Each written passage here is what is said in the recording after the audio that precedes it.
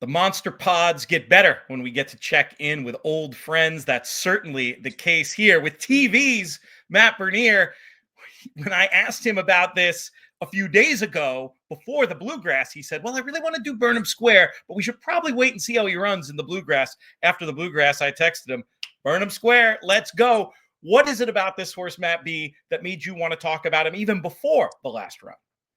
He is a distance runner through and through. There's no two ways around it. Ian Wilkes has said it before, and just watch the way that he moves. It seems like the added real estate for the first Saturday in May is only going to be his friend, which you can't say about everyone else in this field. He does need to improve. He's a little bit light on numbers, but as we are so accustomed to, the pace is probably going to be a barbecue early on. He should come with a run at the end. Yes, the horse that set the pace in the Bluegrass, apparently coming back to run in the Derby, useful. In the hands of Ian Wilkes. That's one of the things that makes me particularly interested about this horse. Looking back to the Fountain of Youth, did you conjure an excuse for him there? I kept coming back to the idea that on the Wilkes program, maybe that was back a little bit quick. My concern is not so much that, while I do factor that in. My bigger concern is that this horse is still not really put it all together mentally, and it's a bit of a dicey proposition going into the Kentucky Derby. But you saw him a little bit better in the Bluegrass, but even Brian Hernandez afterwards said going into the first turn down the backside, he was kind of resenting the kickback. And in my head, I'm thinking, well, that's going to be a problem in a few weeks because you're going to have a lot of kickback in front of you. So I think he is still a mental work in progress, which may not bode well for 19 other horses and 170,000 people. But again, if the great equalizer is the distance and being able to get that, and he is one of the few that I have no reservations about. Let's talk about Ian Wilkes for another minute. For the uninitiated, tell us a little bit about where he comes from, what his training style is. Yeah, I mean, longtime assistant for Carl Nafsker. Obviously, we know they had great Derby success. And Ian himself, well, he hasn't had a Kentucky Derby winner. I believe he's only had one other runner. That was McCracken a number of years ago, who, based on breeding, was never going to get the mile and a quarter. But again, this is an outfit that they know how to win big races. Think back to Fort Larned winning the Breeders' Cup Classic and the Whitney all those years ago. So being on the big stage is not anything new for them. I appreciate the way that Ian goes about his business because he's not going to sugarcoat things.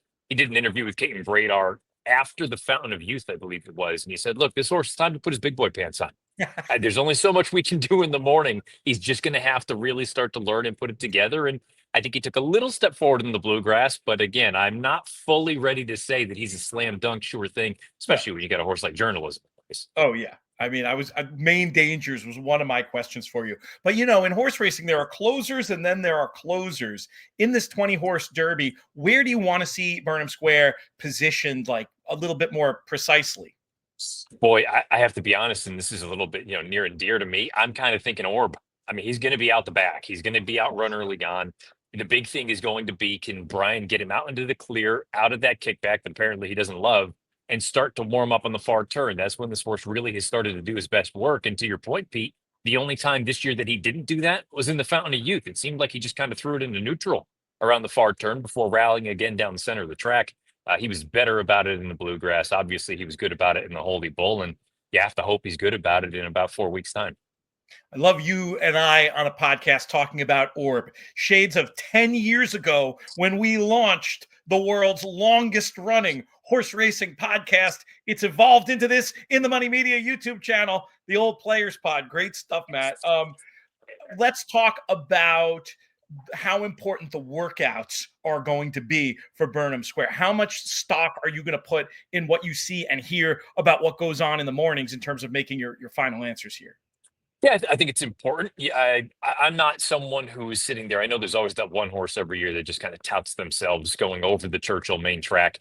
I'm more of the opinion that don't look like a disaster out there. Don't get out there and lose your race before it's even begun. The good news is this is a horse that has run well at Churchill Downs in the past. Go back to his last run as a 2-year-old. He's shown that racetrack's not going to be an issue for him. And again, I go back to the idea, not only is he a stamina-oriented type, that stretch run at Churchill Downs is only going to be his friend. And I know that's going to be the undoing of the vast majority of the field, frankly, because how many of them truly want to go that far? So the key is going to be, does he get some pace? Does he get the trip? And more importantly, is he going to kind of mentally have it all together there? That's a big ask with 150,000 people that he's going to have to be dealing with hooting and hollering. But I think he's the kind of horse that I like to have a little bit of a flyer on. I feel like I'm pot committed. I've been on his bandwagon before the before the Holy Bull, so I don't know that I can jump off now. But No. he's very interesting. And the one other thing I'll say, Pete, his pedigree, there's mom is all grass, so it's not totally crazy to hear that he may resent the kickback. I'm not telling you that down the road he's going to end up on the turf, but it wouldn't stun me if at some point, let's say this doesn't go the way that the connections hope it would, that maybe you see him on the grass over the summer at some point. Main, really fast, main dangers, and what price would you like to get on this horse? Oh, I mean, journalism. The race goes through journalism. I'm of the opinion that it's his race to lose in a way. I think he's probably 5-2. As far as Burnham Square is concerned, I think he's going to be shorter than this, which is unappealing. I would say 15s would be kind of the target number, and I could see him getting into the high single digits. All right, great stuff from Matt. Check him out. And, loads of coverage coming up from you on Keeneland for your home team over there. And if you want even more coverage of the Kentucky Derby, check out the In the Money Plus service. We got a whole Derby package, lots of extra content there. InTheMoneyPodcast.com/plus to learn more. Matt, thank you so much. See you, buddy.